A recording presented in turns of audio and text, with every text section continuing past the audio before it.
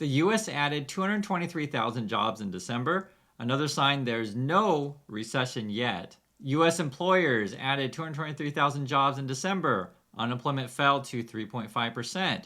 Hiring has been resilient, but has started losing momentum amid layoffs by high profile companies. If you guys are interested in the economy, jobs, and these sort of things, we're going to go through some of the data.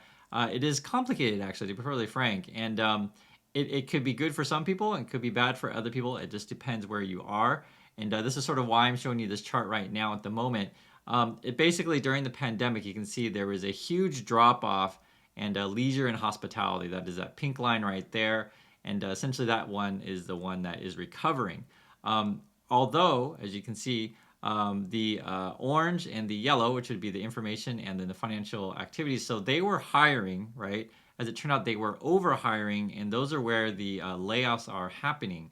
So yes, the job market is stronger than what people had expected, right? So it was even surprised that unemployment actually went down, not up. But the jobs seem to be in, again, leisure and hospitality. That's a key point. Because the other issue, too, is essentially one of the things that we're watching with the Fed is they're concerned about controlling inflation, right? And one of the things that you're concerned about is essentially wage growth. So if people are getting paid more money, that keeps inflation rates high. However, here's the thing that's the thing is that yes, wage growth is slowing, but the basic reason is just I'm sure you guys can understand this. If you're firing high-paid jobs in tech and you're firing people at high-paid jobs in, say, Goldman Sachs, Wall Street sort of thing, and then you're hiring people to basically work at McDonald's, then yes, wages won't be growing as much. One thing, though, that's going to be a challenge, and take a look at this chart here. The gray line is your CPI, so that's essentially the cost of stuff. And then you have your pink line there, which is your leisure and hospitality workers. And you're comparing what's the price of stuff to how much workers are getting paid. And workers are still not getting paid enough. And so the question is going to be for, say, companies, will they have to pay workers more to come in and work? Okay, because the idea that, and I've been sharing with you guys, when we were in North Carolina, we'd walk around everywhere, and restaurants had help wanting signs everywhere. And I've asked you guys about this in your neck of the woods. Is it like that still where you live? Because it's going to be different everywhere, right? Do you still see help wanted signs at McDonald's, and do you still see them at Starbucks and local mom and pop restaurants? Because essentially they have to pay people to come and work. So, for example, I remember reading articles that in Indiana, they were paying people like, say, $20 to work at McDonald's in Indiana, and then the auto factories were having a hard time finding workers. And so understand, though, that what is going on here is did they in fact find enough workers? Did they set the price to where people will come and it's attractive, or do they have to keep raising wages? And this is going to be a struggle because, for example, you look at, say, places like a Starbucks or an Amazon. They are trying, the workers that is, they are trying to get paid more, and sometimes in some cases trying to unionize, but it seems to be failing. And so it's a fight to how much workers can get paid, etc. So it's sort of we're looking at both macro and micro, meaning that in your neck of the woods, right? So for you, if you're a Starbucks employee, you want to get paid more to pay for all these high prices. If you're the company, you want to keep wages down. If you're in Wall Street, you also want to keep wages down, because then therefore the Fed does not have to raise interest rates. So like I said, it's a bit complicated, and I want you to understand everything that is going on.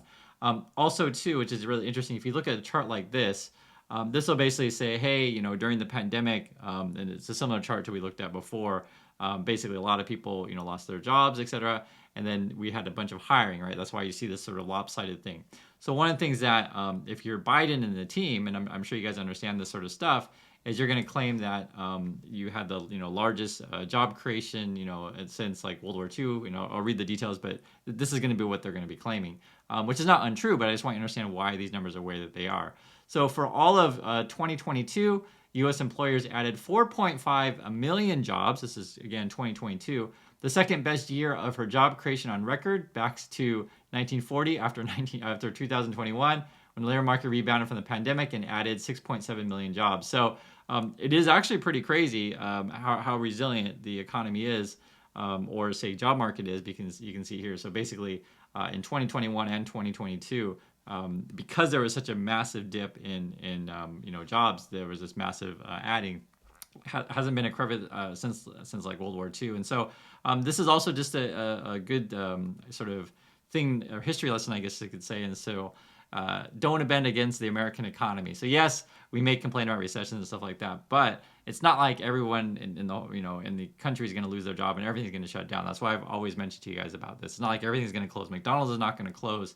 And so one of the things that's sort of going on in the markets, though, how we're talking about markets and economy are slightly different, is that we certainly had a bubble froth economy. We certainly had too much money in the system, or I should say, bubble froth markets and too much money in the system, right? However, certainly over time, markets will start to come to their fair value. So my personal opinion is I still think that we're a little bit overvalued. However, we got to see what companies' earnings come in at, right? Are companies earning enough money to justify the price of said stocks? Let's get some more of the details of the job market, though, and you guys can hear some of this stuff because, like I said, I want you to have a full understanding of these things.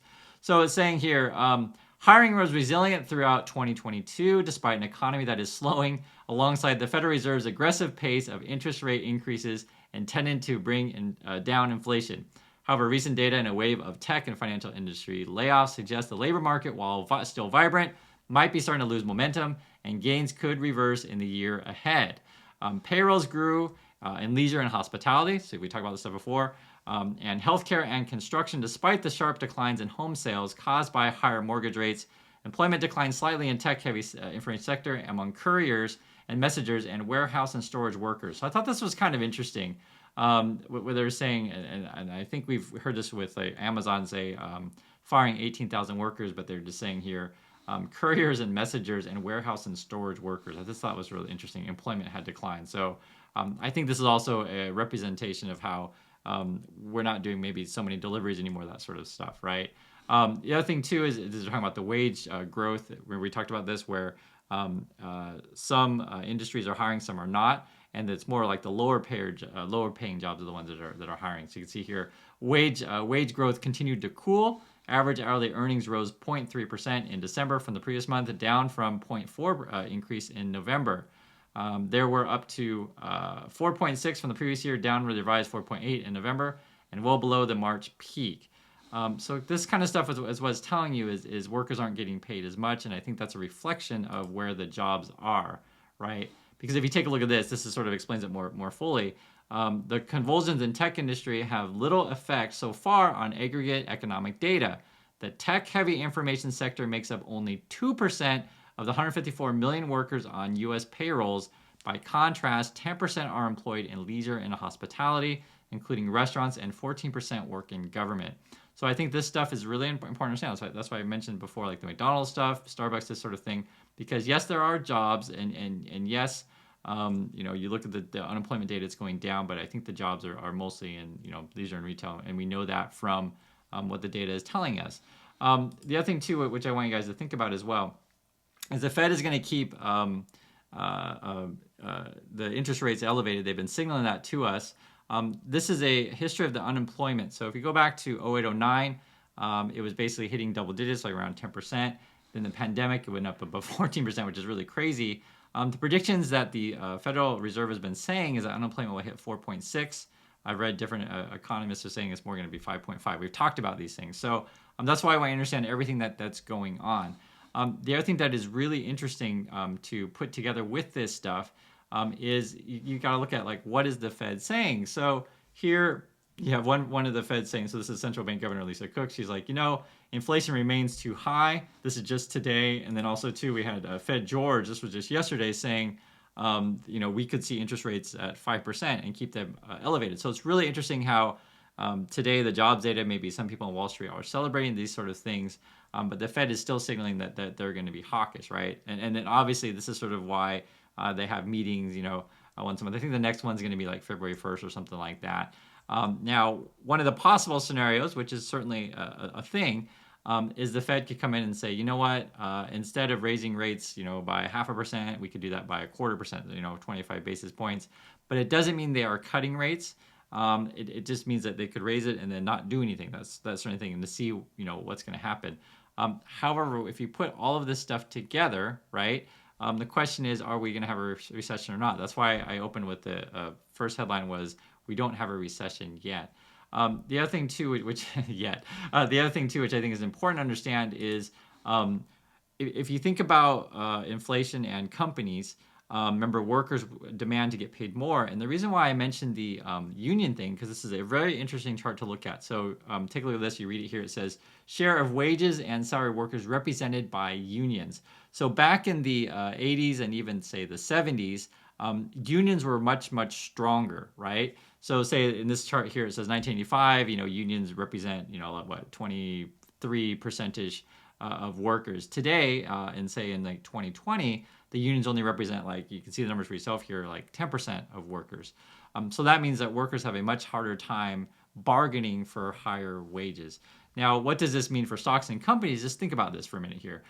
If you are a company, one of the ways you make money is you keep your costs low and you charge higher prices, right? Now, remember, we talked about this, how when prices are high in everything, be it rents, be it homes, be it cars, be it food, all these things, then workers demand to get paid more money, right? And if workers get paid more money, then that either eats at companies' margins, or companies have to raise prices to pass that on to customers. You guys understand what I'm saying? So basically, because the unions are weaker today, it gives workers less bargaining, power to raise wages. So theoretically, yes, companies could maintain high profit margins / earnings, and that would be good for stocks, right?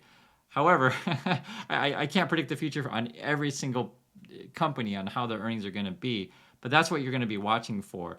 And the other thing also as well is you have some of the more high-profile companies that have been laying off workers to reduce costs. Now, I've mentioned several times how when we talk about workers, I think automation is coming, right? So, for example, this is a McDonald's recently to where they're trying to go more automated. Now, they were saying, I think this one's in Fort Worth, yeah. They were saying that they're going to try to keep the same level of human workers for now in order to maintain the machines and stuff like that. But ultimately, I think workers are really going to struggle. Now, the reason why I mention all of these kind of things is because, as I always say all the time, I can see layoffs are coming, so be it tech, banks, these kind of things. And yes, maybe you'll be able to get a job at McDonald's, but is that going to be a good life? And then ultimately, McDonald's will want to replace you with a robot. So that's why I said this is a really complicated thing. So you're like, so Chris, so what's the end thing? Well, it depends. It depends who you are, right? It depends who you are. So if you lost your job, then you're struggling. You're like, man, this sucks. But if if you're in the right job and you have the right skills and you're prepared for the future, then you're probably going to be okay. It's not like everyone in the world is going to lose their job. The other thing, too, you have to think about as well, it's not just about having a job. It's about having a job that pays you enough money to where you can afford the lifestyle that you want. You can put your kids in a good school. You can pay off all your debts, these kind of things. And so this is sort of why I want you guys to have a fuller picture of what's going on, because I get it.